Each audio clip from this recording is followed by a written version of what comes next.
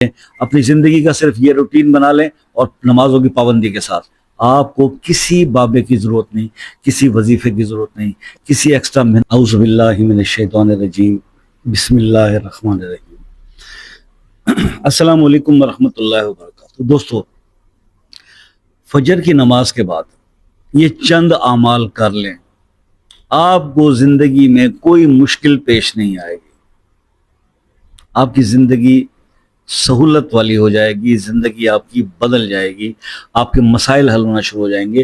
صرف آپ یہ کریں، پہلی بات تو یہ کہ 5 وقت نماز کی پابندی کریں۔ جو شخص نماز کی پابندی کرتا ہے نا اپنی زندگی میں، مشکلیں آتی ضرور ہیں اس پر، مگر زیادہ دن ٹھہرتی نہیں ہیں، اللہ کے حکم سے دور ہو جاتی ہیں۔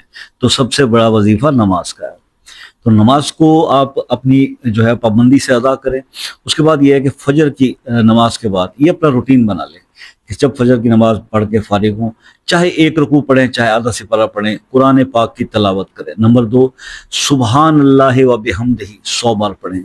اس کے بعد 100 بار تیسرا کلمہ پڑھا کریں، سبحان اللہ والحمد للہ ولا الہ الا اللہ واللہ اکبر ولا حول ولا قوت الا باللہ العلی العظیم۔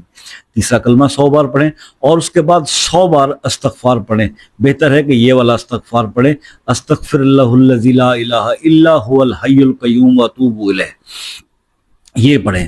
اور اس کے بعد اپنے تمام معاملات کے لیے دعا کر کے اپنے کام پر اس کے حلال کی تلاش میں نکلیں۔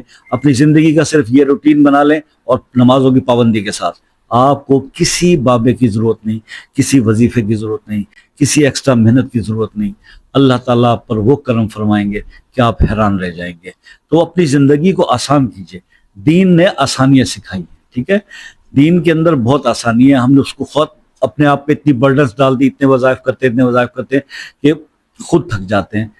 تو آپ مختصر عمل کیجئے مگر ریگولر کیجئے، اور اپنی اصلاح کی کوشش کیجئے۔ جو غلطیاں، جو خامیاں، جو کوتاہیاں انسان کی زندگی میں ہوتی ہیں، ہر انسان کے اندر کوئی نہ کوئی پرابلم ہوتا ہے، کوئی خامی ہوتی ہے، اس خامی کو تلاش کریں اور اسے دور کرنے کی کوشش کرتے رہیں، زندگی بہتر سے بہتر ہونا شروع ہو جائے گی۔